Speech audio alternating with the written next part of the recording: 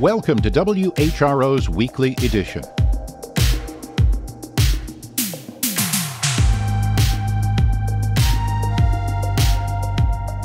I'm Doug Boynton. In this week's program, we'll break down the complexity of no-body murder cases like the Cory Bigsby trial that began earlier this week in Hampton.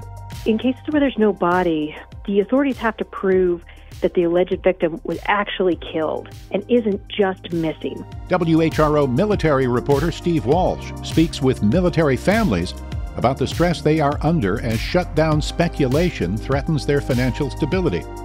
WHRO's Ryan Murphy explains why Virginia lost 10% of farmland between 2017 and 2022. And finally, we'll bring you a comprehensive health roundup from February. But first, this news update from NPR.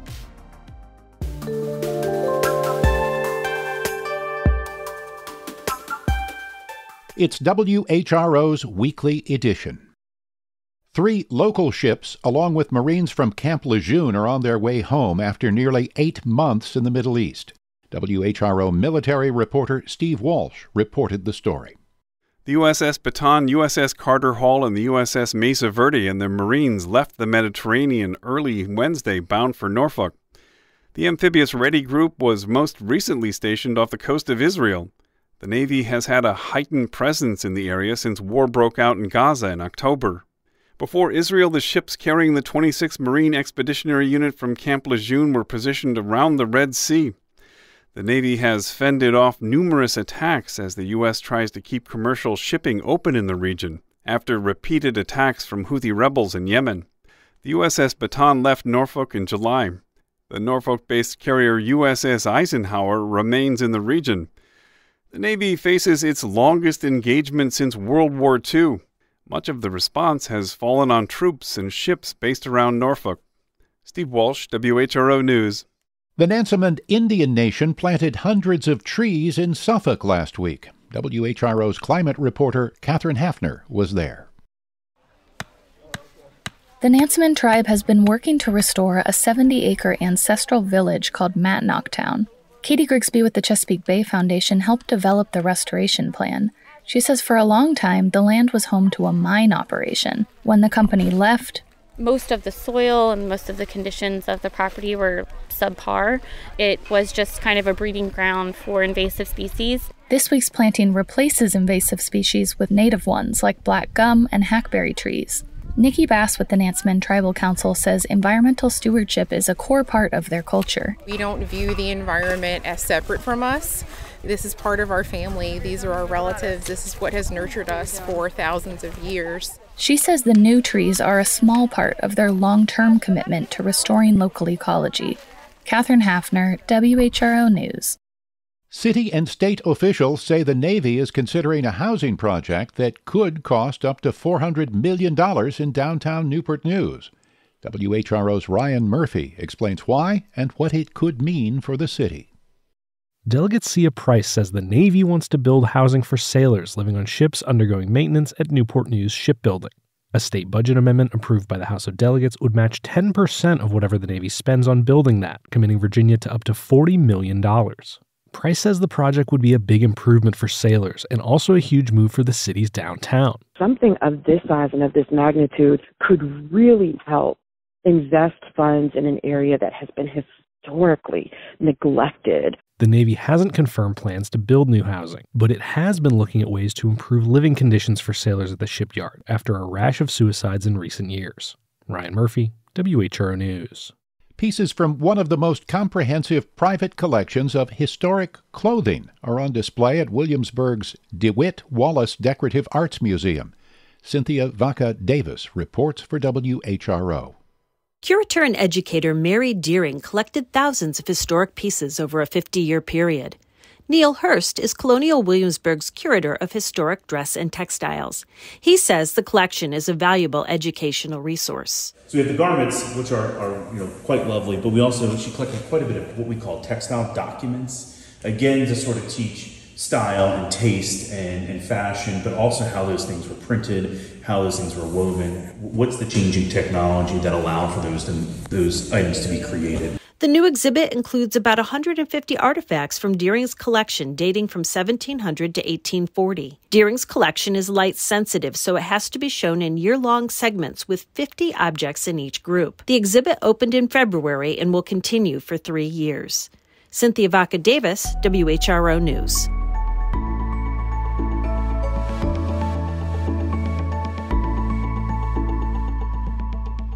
The trial of Cory Bigsby began this week. Bigsby is charged with the murder of his 4-year-old son, Cody, even though Cody's body has never been found. WHRO's Laura Fillion spoke with former prosecutor and legal scholar Laura Killinger of William & Mary Law School about the history of no-body murder cases in Virginia. Let's start with the basics. Just how difficult is it to try a murder case with no body? Well, in any murder case, the prosecutor has to prove that a particular person died at the hands of another person, and that the defendant is the one who did that.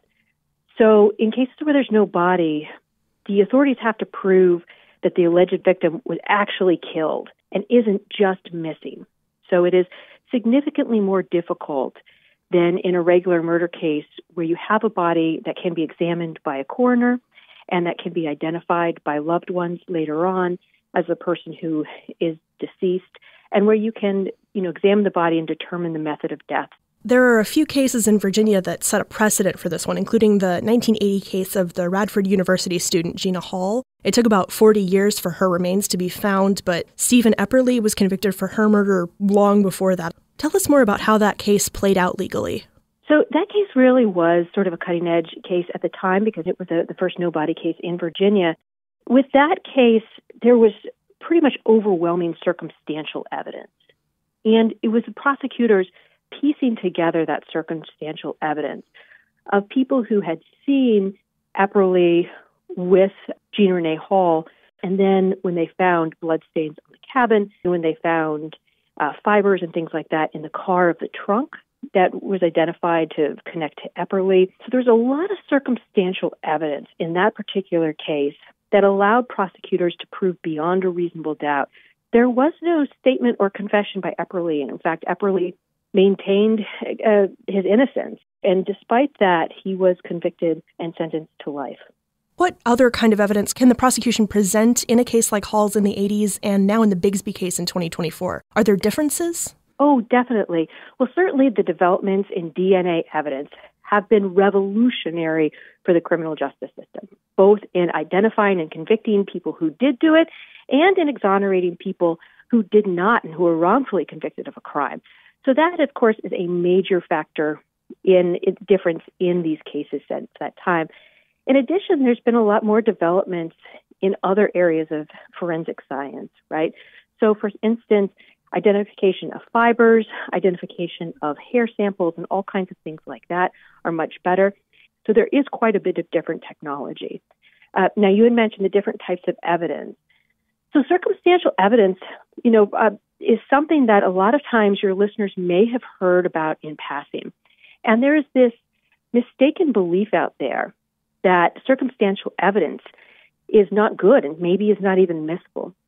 And that's just simply not true.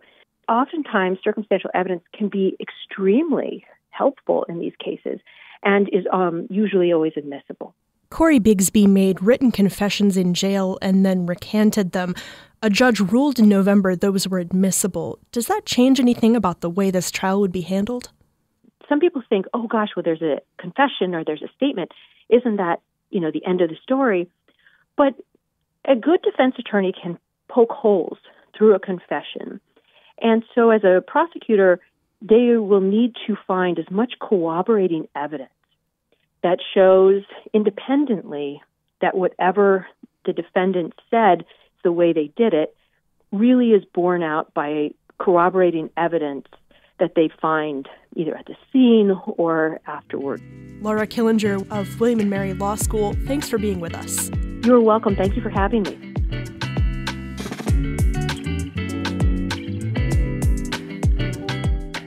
An archaeological dig starting this week may hold some answers into the mystery of what happened at North Carolina's lost colony in the 1500s. Public Radio East's Annette Weston Riggs has more. This week, archaeologists with the First Colony Foundation will start a new dig at Roanoke Island's Elizabethan Gardens, looking for more evidence of the Algonquin village of Waanawak that hosted Sir Walter Raleigh's explorers in 1584. The week-long dig, starting Monday, is the first of two the foundation has planned. The other will take place at Fort Raleigh later this spring. This upcoming dig builds on what the foundation calls tantalizing finds that were uncovered last summer, including shards of Algonquin pottery dating to that time and a ring of copper wire. About the size of a quarter, researchers say the loop could have been the earring of a Native American warrior. First Colony Foundation's Vice President for Research, Eric Klingelhofer, said the discovery of pottery used for cooking close to an apparent piece of Native American jewelry strongly confirms that they're digging in the midst of a settlement, and Waanawak is the only known village at that site. In eastern North Carolina, I'm Annette Weston, Public Radio East. He called it a moonshot. Newport News Mayor Phil Jones announced that he plans to cut gun violence in the city by 15%. He said to the chief, "Are you listening?" WHRO's Michelle Hankerson has more. Jones will create an Office of Community Safety. It will be staffed by a person who will tell city leaders how to address the root causes of gun violence, like economic instability, mental health challenges, and gaps in social services. He says money for it will be in the upcoming city budget. We're able to find the money. We have a lot of unfilled positions that are currently in the city, but this is my top priority. Jones made the announcement during his first State of the City speech. In addition to the new office, Newport News may cut fees for certain recreational programs and create a separate violence intervention staff position. Michelle Hankerson, WHRO News. North Carolina Attorney General Josh Stein and Lieutenant Governor Mark Robinson easily won their party's primaries for governor. WUNC's Colin Campbell reported the story. Robinson defeated two other candidates in yesterday's Republican primary, State Treasurer Dale Falwell and Salisbury Attorney Bill Graham. Graham and Falwell had criticized Robinson over his offensive remarks about the Holocaust, Jewish people, and other groups, but most GOP voters weren't persuaded. Robinson was endorsed by former President Donald Trump. In the Democratic primary, Stein beat former state Supreme Court Justice Mike Morgan and three lesser-known candidates. Both Stein and Robinson are already looking toward the general election, which is expected to be the most expensive governor's race in history. I'm Colin Campbell. If it was a mystery novel, it would be The Case of the Disappearing Farms. Virginia lost thousands of farms, nearly 10% overall, between just 2017 and 2022. That data comes from the U.S. Department of Agriculture. WHRO's Ryan Murphy is back with a look at how that plays out locally. Christina Tewin's family has grown blooming plants in greenhouses for generations, first in the Netherlands and then in Hampton Roads. So this is one of our greenhouses, and this is mostly geraniums, as you can see. She took over her father's 9-acre greenhouse farm in rural Chesapeake when he died in 2014. But the fields surrounding her greenhouses won't be farms for much longer. They've been sold to a developer who's planning hundreds of apartments, condos, and townhomes. A different development is already going up across the road. Those homes are marching across that field. Federal farm census figures show small and family-owned farms are disappearing particularly quickly. Chesapeake lost 27% of its farms between 2017 and 2022. Ryan Murphy, WHRO News.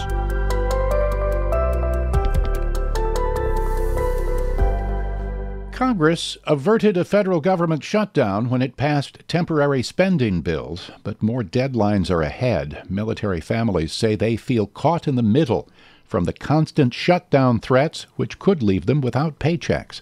WHRO military reporter Steve Walsh is back with that story. This is probably a little easier than meeting at the school during career day. Heather Campbell took a break from volunteering at her children's school to talk about her family's anxiety over another possible government shutdown. The spouse of an Air Force officer, Campbell moved to Virginia 8 months ago. It's one thing if it happens randomly, but it seems like it's happening more and more frequently, and on the mental load of a family, it's really exhausting. She estimates the family spent $5,000 out of their own pocket on the move, and they need her husband's steady paychecks. We know that military families are struggling to afford housing, are struggling to afford food, and we know that each move costs thousands of dollars out of pocket. So it's really unfair to ask military families to plan for themselves for a shutdown that they can't even prevent. This is the fourth time since October that Congress has had to pass a short-term spending bill to avoid a shutdown. Stopgap bills called continuing resolutions freeze the budget at last year's level, so the Pentagon doesn't have the additional money to fund some of the new quality-of-life projects passed by Congress, says Corey Titus, a former Army officer and policy director for the Military Officers Association. So especially if there's a need to start a new project, their hands are definitely tied in ways that they do not need to be right now. Money to replace and refurbish barracks for young service members and an increase in the housing allowance for troops in expensive areas remains on hold, Titus says. It hurts service members in ways they don't necessarily realize because things could be better, regardless of their barracks, their pays, if Congress was able to get their funding bills done on a timely manner. Troops separated from their families get an extra $250 a month to help with expenses. Congress raised that to $400 in the last defense bill, but the Pentagon hasn't implemented the increase. That additional $150 when your service member is away at training would make a big difference for a family. And it's not just the defense budget. More than 200,000 military families qualify for food subsidies under the Women, Infant, and Children, or WIC program. That's run by the U.S. Department of Agriculture. Bessa Pinchatti heads the National Military Family Association. We're asking more and more of our service members and their families. It's painful to have these conversations with families, not have the answers. I feel like we're banging our head up against the wall. The situation is worse in Virginia, California, and other places where the cost of living is higher, she says. We're hearing how military communities are banding together to support each other and families that they know are having a hard time because they don't know where to go for resources or, in a lot of cases, don't feel comfortable raising their hand and saying that they need help. Multiple shutdown deadlines are coming in March. If Congress can avoid halting critical services or troops missing a paycheck, then the impact may be minimal.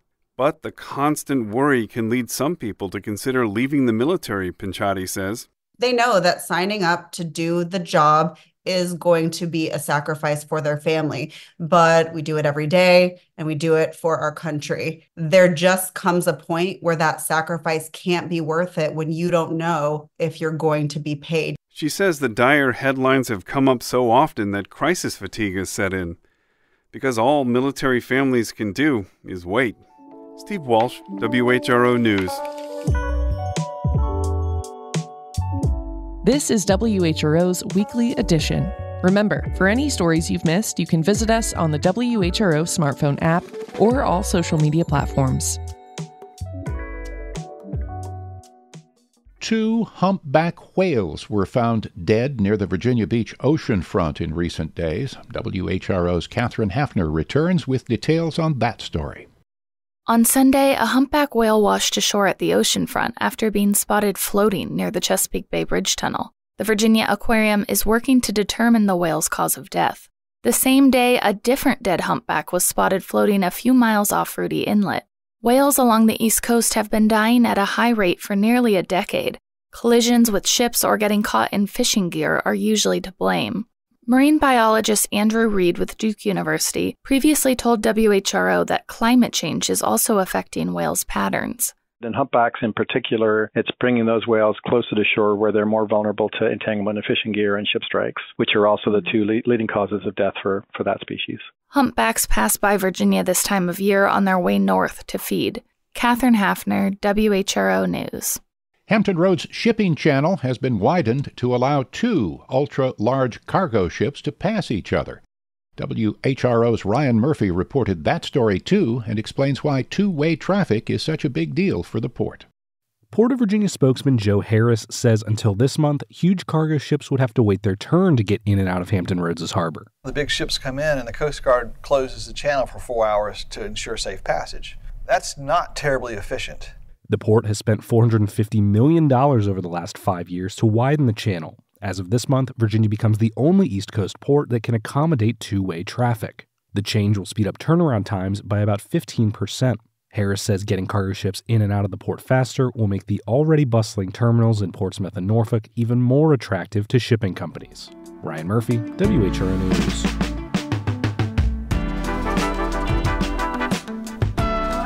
And it's time for the February Health Roundup. I spoke earlier with reporter Laura Fillion about this month's health news, including student mental health, what communities in the Outer Banks are doing to attract more doctors, and new clinics in Hampton Roads. Let's jump right in with student mental health. There's an ongoing study at Old Dominion researching the effects of meditation. Tell us a little about it. A joint effort between some ODU professors and the group Sky Campus Happiness will look at the benefits of meditation and breathwork on students' mental health. And what do they hope to find? Well, we're only about halfway through the study right now, but I spoke to 3 students who said they're using what they've been learning in the program to improve their everyday mental health. One of them is nursing student Caitlin C. My mind is more at ease. I'm able to cope with things better. Student mental health is an increasingly pressing concern for colleges in the wake of COVID-19 lockdowns and extended isolation. Even though this crop of students wasn't in college during the pandemic, they still feel the effects. One of your reports this month was about the Nansemond Nation opening a clinic in Portsmouth. Tell me about it. Fishing Point Healthcare will serve as a primary care practice, not just for tribal members, but also Medicaid recipients and the uninsured. Under federal law, Indian Health Services or the tribes themselves can administer care to their population. Tribal counselor and Fishing Point board chair David Darling said it's their mission to care for not just tribal members, but also other federal payees, like people with Medicaid. We absolutely feel like we have an obligation, right? By taking our sovereignty and growing into this role that we're doing, we're now able to reach out and extend help to others. Another clinic had news this month as well. The Western Tidewater Free Clinic officially opened its 1,000 square foot dental care expansion this week, adding 2 new dental exam chairs. It also added a new behavioral health room where telehealth services will be available to patients. The clinic serves the residents of Isle of Wight, Surrey, Sussex, and Southampton counties, and the cities of Suffolk and Franklin. To qualify for care at the clinic, patients must be uninsured and ineligible for Medicaid or VA benefits. You also reported on some health news from the Outer Banks, something about a new training program for medical students? The Outer Banks have faced a dwindling number of providers since the onset of COVID-19. Now, a partnership between Manteo's Healthcare Task Force and the North Carolina Medical Society may offer a solution. They're launching a preceptor or training program based in the Outer Banks.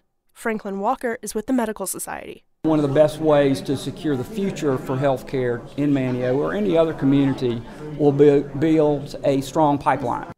The program will start with 2 trainees at Manteo Community Health Center locations in Manteo, Ocracoke, and Englehart this fall. The hope is that creating connections between these students and the communities will attract them back once they finish their degrees. Finally, Centera announced its participation in a nationwide cancer study. Tell me more. Centera is part of a new partnership between the healthcare system and the National Cancer Institute. The study will collect data on multi-cancer detection tests, a new development in the field that many people hold hope for. Centera is one of 8 groups nationwide collecting data for the study. And that's the Health Roundup for February. Thanks, Laura. Thanks, Doug. Join us next month to hear more about the health stories from our area.